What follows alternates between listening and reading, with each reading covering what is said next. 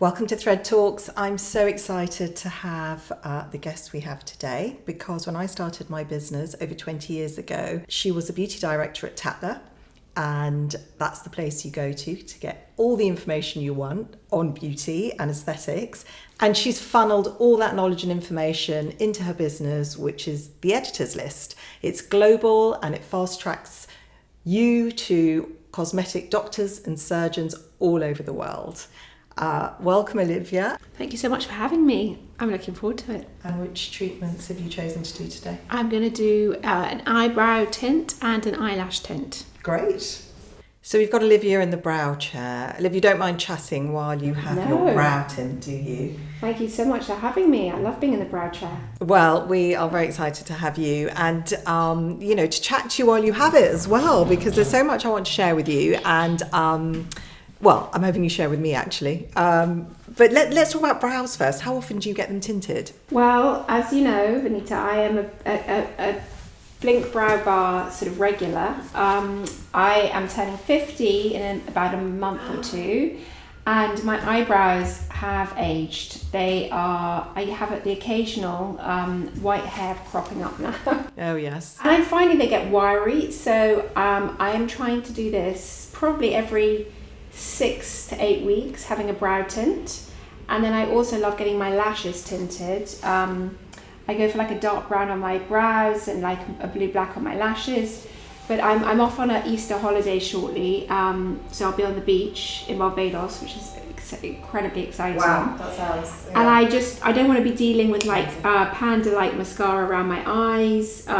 So this is like my sort of pre-holiday ritual. It is amazing, actually, because you don't need mascara, and I think blue-black is the perfect colour. People sometimes ask and say, I wonder if it's going to be too dark, but you wear a black mascara, so I say to people it's fine, I think it's so pretty blue-black. I've got actually quite pale eyes, they're sort of very greeny colour, and I find they just really make my eyes pop. It's great.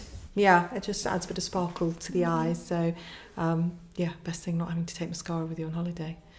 And being able to swim. So, yeah, that's great. And do you shape your brows? Shape them, yes. I do.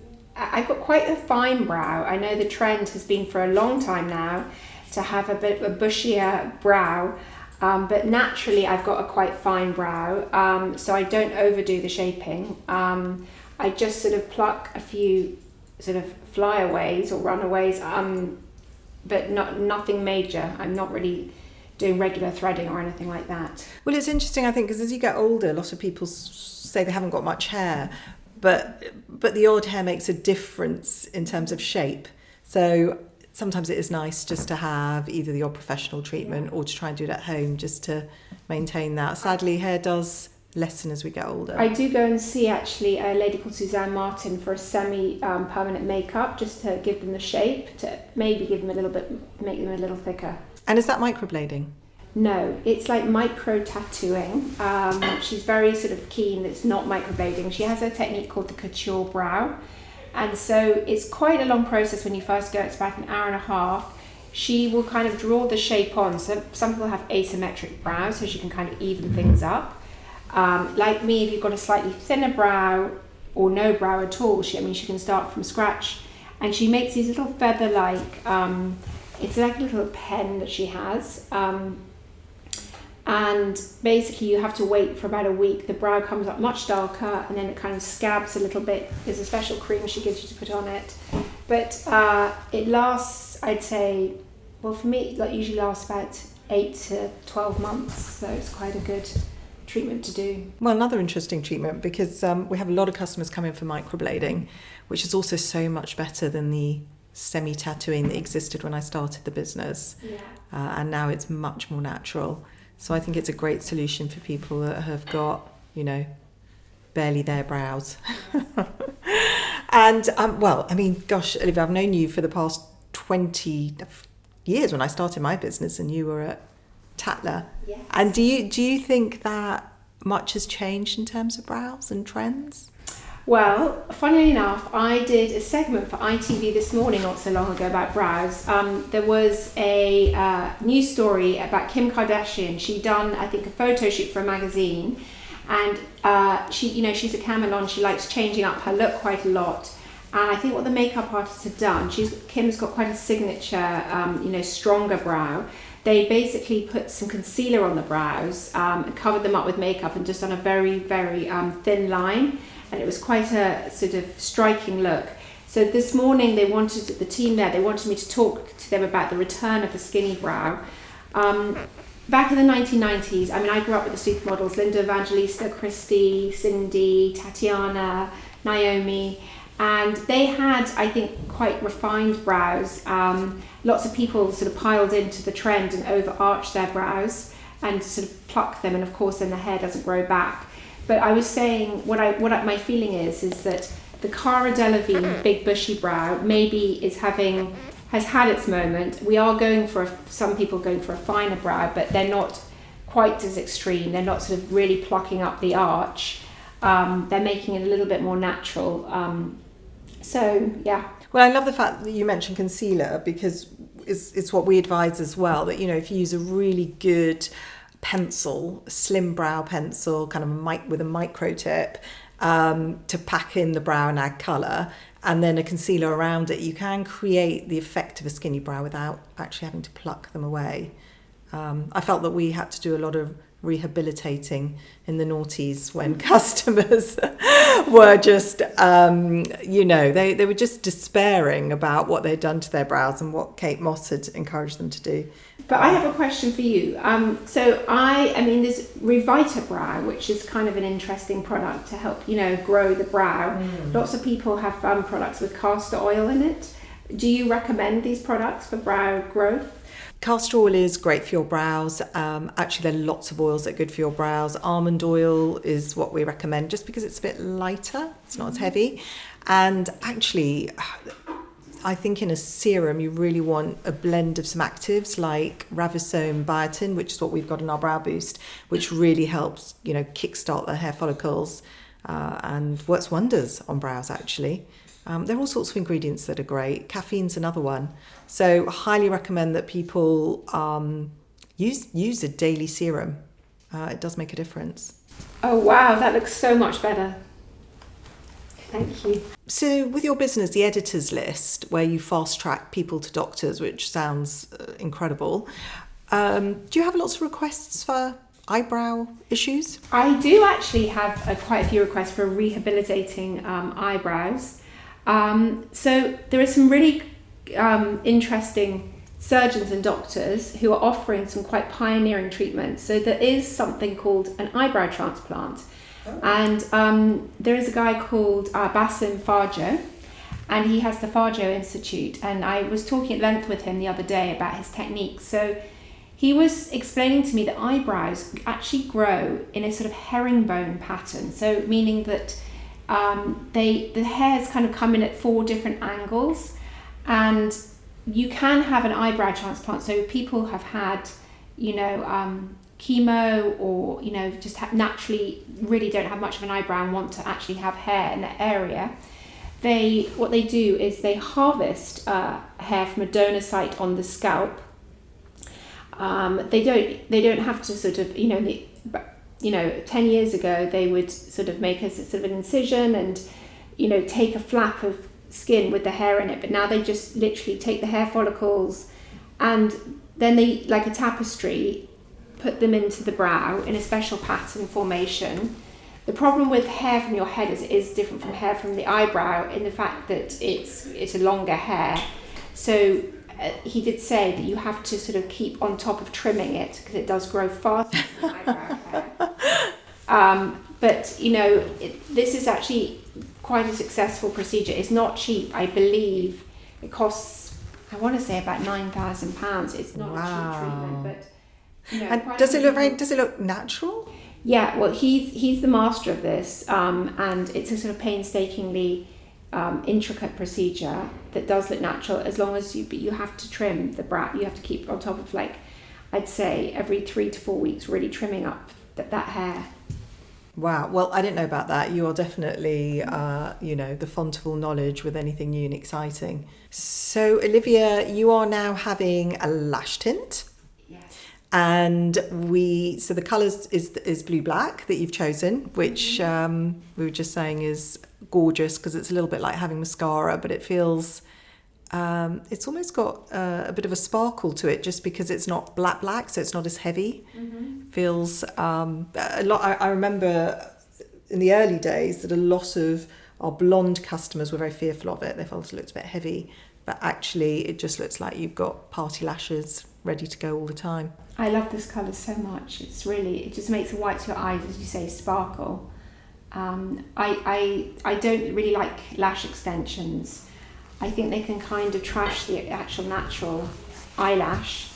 I've got super sensitive eyes. Actually, it's weird that the older I get, whenever I go out into cold weather or any kind of wind or breeze, I think I've got a tear duct problem because my eyes start to stream.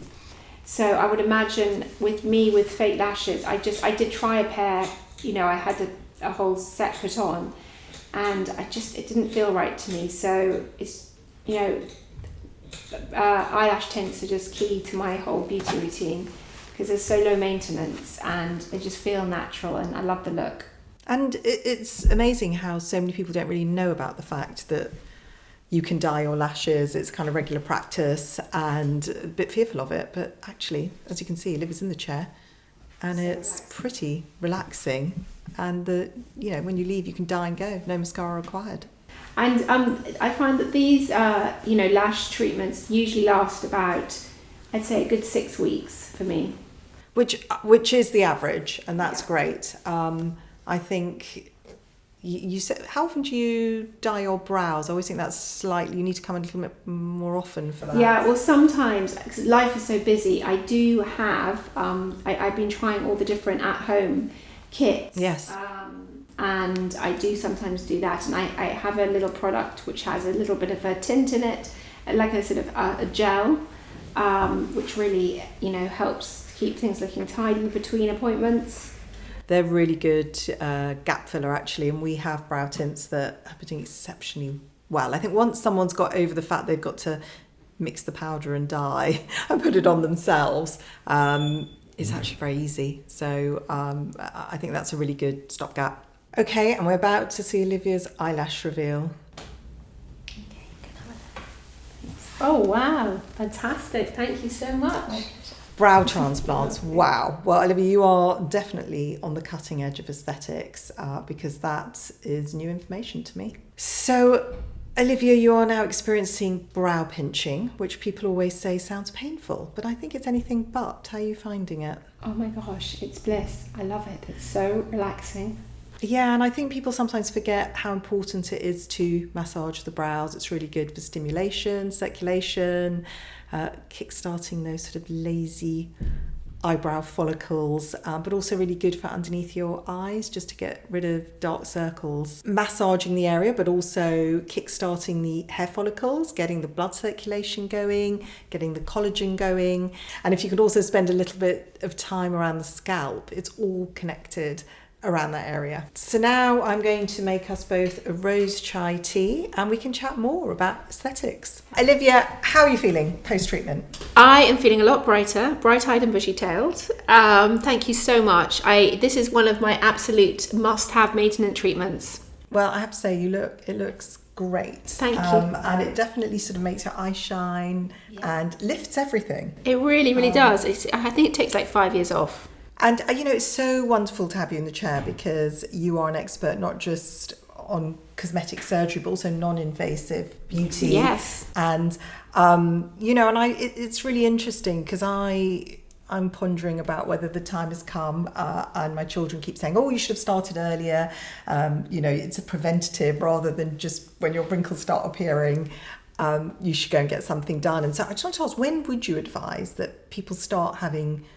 Is it tweakments? Is that the right word for it? Or? Well, yeah. I mean, look, there's a whole plethora of things out there to choose from. If you want to go down the lighter route of non-invasive interventions, or if you want to actually go and have a surgical procedure, the editor's list caters for everyone's needs, budgets, wants, desires.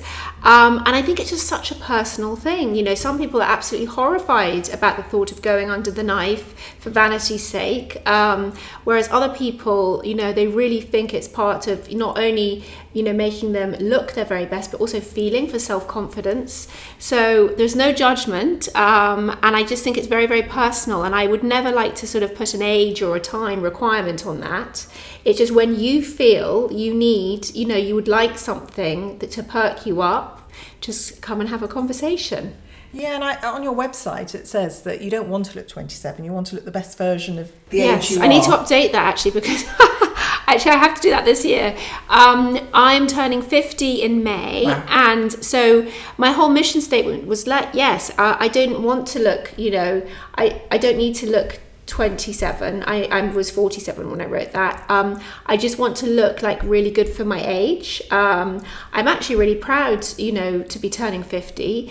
I think there are, we're surrounded, by people who are affected by things like cancer. I've lost friends to cancer. So aging for me is a great privilege, and I think it should be celebrated. And I love that we are being much more inclusive now in, the media with people who are older.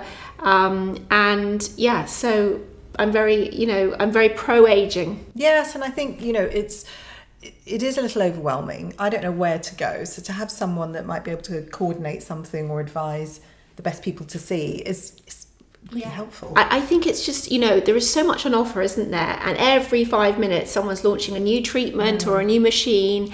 And I think when people come to see me, they just don't really know where to start and what to believe. I think, everyone's out there has an agenda. They're trying to sell you something. So the way the editor's list works is I have a list, a menu of services, and you can start, with £100, the £100 question. So you maybe have one thing that you really want to get fixed, or one question you want to ask, through to a much more comprehensive consult where people literally come to me with their shopping list.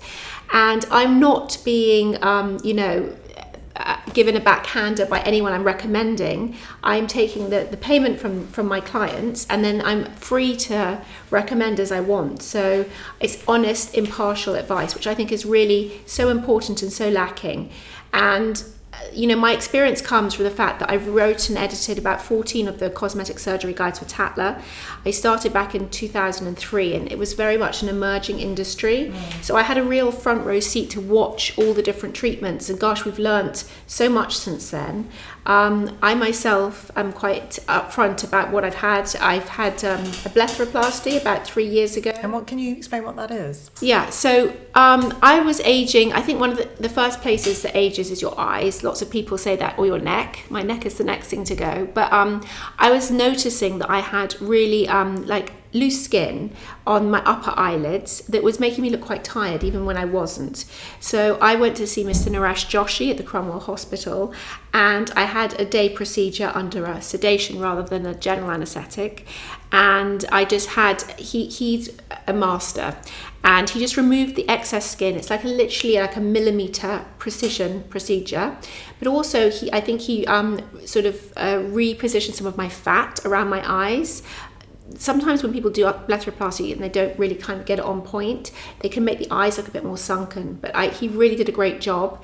And interestingly, I didn't have the external stitches. I had internal stitches which were dissolvable, but actually instead of sewing up the skin and having stitches removed a week afterwards, he used a tissue glue, which, it's literally, I can't see a scar on my upper eyelids. I'm looking for some kind of evidence. So it was, and I think, this is a perfect example of when surgery is often a better option, I think, because there's a lot of treatments out there to rejuvenate the eyes. And for example, if I was going for a plasma treatment, which is a non-invasive treatment, it's far longer downtime than the actual surgery. And just little things like this that people don't really know or understand. That's why I think having advice, professionally can sometimes be quite helpful. Yes, no, definitely. And, you were just advising me because I was talking about the fact that I have what's called syringoma under my eyes that I absolutely hate, have not been able to find a solution. And, you've already advised some people that might be able to help in Harley Street. So, it's just not knowing. Yeah. And also recommendations, I think, are really important. And actually just on the eyes, because that's obviously, Blink's favourite part of the body. Are there other things, in terms of, we have a lot of clients that complain about darkness, and we really do believe that massaging helps. We've talked about circulation and brow pinching, but are there things that you think can sort of, again, fast track that problem? So basically, I think sometimes the pigmentation under the eyes or the dark circles, they can be caused by a number of things. Often it's a genetic thing.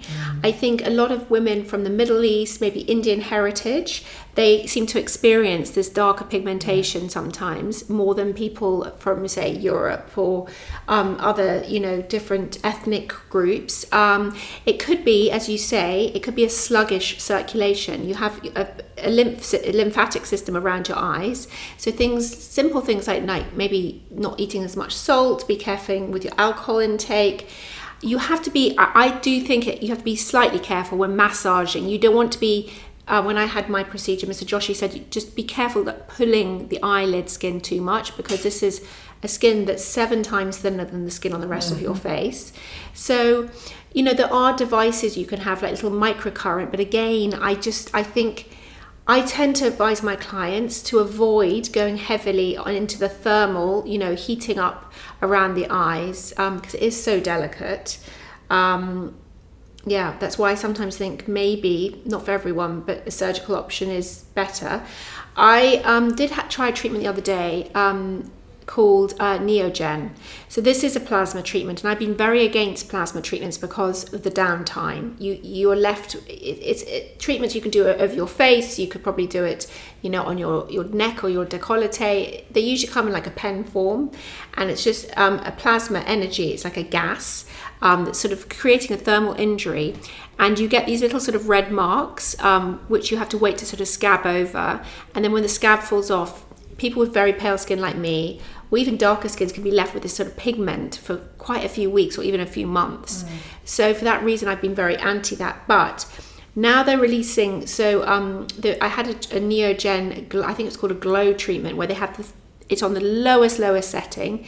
So you get a little bit of tightening, but there is absolutely no downtime. The only thing I experienced about 3 days later was a bit of dryness around the eye, but it kind of brightens them up a bit, and it can be used on all skin tones, which is really good. Oh, great. Well, that's really useful information. And are you a believer in, skin eye creams making a difference? I don't believe in eye creams. No, because I use them, and I actually feel, because it's so delicate, they're often quite heavy. I've got sensitive eyes, and I'm not really sure. I mean, a lot of doctors that I speak to, think I'm crazy, but I think eye creams are marketing. I really do. I think I'd much rather invest in a really good facial moisturizer, and when I would always advise to sort of tap it up in your peri-orbital rim, which is kind of where your sort of top of your cheekbone, where your eye socket is, rather than sort of smothering it on the top of your lids or around the lids. People often come to me and say, I've got very puffy eyes. I think if, again, putting heavy gels and creams in that area can often exacerbate that problem. I mean, look, there's some great ingredients, peptides, sometimes people like a product with a little bit of caffeine.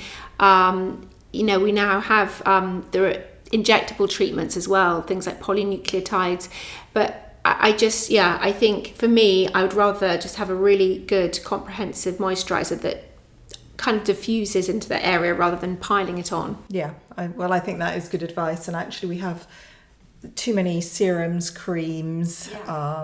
Save your money. There's so much on offer. And just in terms of your beauty regime, because you are a true expert, you've been in beauty for years. I love the fact you work for Tatler, which is one of the most well-known glossies, and now you run your own business. Children? Yes, I've got two daughters who are very keen on beauty as well. Yeah, well, I'm sure, and busy life. So what are your basics? I do not. I mean, I get sent, because I write for the Times Luxe magazine, I write for Country and Townhouse magazine, I write for the Daily Mail. So I am still in the game of trying out all the different products, and I'm not jaded. I'm still super excited to experience new products, try new products. So I love trying new things. But if I didn't have this job, if I was just going to purchase these products and doing my own routine, and this is the routine I would probably come back to if I wasn't a beauty editor. I basically go for a glycolic cleanser because I think as you age, skin cell turnover takes longer, and sometimes, that top layer that sometimes needs to be exfoliated gently in a very gentle way can stick around for longer than it should and leave you looking a bit grey or a bit sallow. So I like this Dr. Levy 3 Deep Cleanser. I actually have my own skincare range. One product, I should say, not a range. In the pandemic, I came across an amazing guy, Andre Condit, who had created Spectacle Performance Cream. On the editor's list, I recommend people for doctors and surgeons and treatments, but also people often ask me about products. So I've set up a little online store and I just curated basically my routine, and I've added some things in there for different skin types and concerns.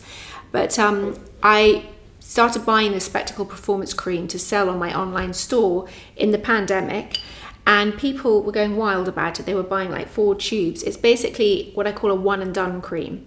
So it's non-scented, non-fragranced. I'm very particular. I firmly believe you should not be using a face cream that has got an essential oil or a perfume in it. Essential oils and perfumes, they smell great, but they are quite inflammatory. I mean, you wouldn't give that to someone with a very sensitive skin. They would probably go pink and flush. Similarly, if you put it on a skin that doesn't react like that, you're probably getting some kind of inflammation deeper down, like a silent inflammation. I'm a sucker for scent, so that's really good. I love scent. I love perfume. I do, like a scented bath. I love a bath oil. But when it comes to my face routine, I really try and avoid scented products. So the Spectacle Performance Cream, the main ingredient is something called gallic acid, which is a polyphenol. It's not a burning or a stinging acid. It's very, very good at correcting sun damage, very brightening on the skin, but it's also incredibly soothing and protective. So if you've ever had a sunburn, if you've ever feel like you've sun damaged your skin, this is an ingredient you need to really invest in. And, I think a lot of people, when we were all stuck at home, really piled into skincare, overdid things. So there was I got lots of people calling up about, oh gosh, I got kind of psoriasis around my nose, and what should we use? So this cream is just a super soother, but it's a hydrator, but it's not a greasy one, and it works very nicely. It almost has like a primer-like quality, so it goes on very nicely under makeup. It kind of makes your foundation look just that little bit better. And would you wear that with a serum? No, so it has like a texture. It's like a sort of cream serum texture. And the third thing I would do, always, always, always, even on cloudy days, is wear a sun protection. Yes. I have a whole range at home because I love sun protection. And it's very funny to me because my married name, his surname is Tanner. So when we go on holiday, I am the only tanner in my family that sits in the shade. I try and get my girls to sit in the shade, but one of them is a complete sun. So yeah, I am as well. And I always thought with brown skin, I grew up, I never wore sun cream. My mother never put it on us. She never wore sun cream. And later in life, of course I'm wearing it now. I'm in the beauty industry, and I probably should have started wearing it years ago. Because I have noticed the sort of effects in terms of pigmentation. Totally. I mean, people that come to me that don't wear it versus people that have been doing it, you can see by the time you get to about 50, 55, you look 10 years older if you haven't. And if you have, you look good for your age. I mean, it's really this most singularly important thing. And then I just believe at night time, I use my Spectacle creams. It's got a tiny little bit of retinaldehyde, which is encapsulated in a phospholipid, so it means you won't, it won't have a reaction on the skin. It's never drying or itchy or flaky like some of the vitamin A products can be. But yeah, that sounds like a simple routine, but yes. but what goes into it is really interesting. Yes. Because I think again ingredients are so overwhelming for me anyway. Yeah. But I think there's just a few key things that you just make sure you use, and that's why you're glowing. Oh, thank you. Hi. So you must be going to try new treatments all the time. I wonder if you're ever fearful or anything's happened that's quite unusual, because I feel very nervous about doing anything invasive because, I suppose everything here is very natural. Yeah. And I can imagine that you probably have to try all sorts of things. Do you ever think, oh my goodness? Well, you know what? I think it was Dr. Lancer, who is, he's an amazing dermatologist based out of LA. He has a clinic there. I think he's a dermatologist. He looks after the skin of like the Kardashians and Victoria Beckham. And he said, Olivia, please, you have a very delicate, nice skin. you know, I know you're the guinea pig for everything, but you have to know when to say no. And I did listen to him. So I do research the treatments before I do them. If I think they're not appropriate for me, I will maybe find someone else that I can bring with me to guinea pig them. You know, I will have a facelift at some point in my 50s, definitely. I'm not quite there yet. But You don't need one. Oh, Definitely well, not yet. not at the moment, but you know, I'm sure in my, you know, as I enter my mid 50s, that's probably usually the time I people. always wonder what Meryl Streep does, because she's the one person I look at and just think, you look perfect. She's got a beautifully sort of milky complexion. I think she's probably pretty good at wearing a sun hat and slapping on the SPF. But she doesn't look like she's had a facelift, but she probably has. I haven't, you know what, I haven't actually scrutinised her. Sorry, I've just Really plucked her. comment. She's the one that mystifies me, because I just think she must be... She's a beautiful, Yes, beautiful she's- woman, isn't she? And I think she's very authentic. And like some of the other actresses, obviously, some of them pile in for the treatments, and it can make it look a bit glassy and a bit waxy. Waxy is a really good adjective, actually. And someone actually, one of the doctors was saying the other day, you know, everyone had this craze for this dolphin skin or this glass skin. And they were saying, actually, this glassy skin that you sometimes get when you overdo the fillers and stuff is quite an unhealthy sign. They did a study, I think, at the end of the year, an American study, I think it was Dr. Dan Baker, who was sort of reporting on this, that filler can actually block the lymphatic system, especially around the eye area. And this whole glassy skin, it's not a good, like a tan. Everyone thinks it looks lovely, but actually a tan is your skin screaming, help me, actually, because it's turned a different colour. So it's unhealthy. Well, could be, yeah. But also, as well as all the surgical and cosmetic treatments, I do have some fun, and I do sometimes write the occasional article for places like Condé Nast Traveler, and I have done some really weird and wonderful things. What's the weirdest thing? I've done a few things. I've had a massage in the sea in Hawaii, which was in tune to the sonar of a whale. It was really powerful, actually. That sounds amazing. I've had a massage in a gondola in Venice. I think that was a bit gimmicky. And I travelled to Japan once to this incredible spa on an island called Kyushu, which is the southernmost island of Japan. And it's a volcanic island. And at the spa, they have this volcanic black sand, and they bury up to your neck. And I hadn't slept for about a week, so the terrible jet lag.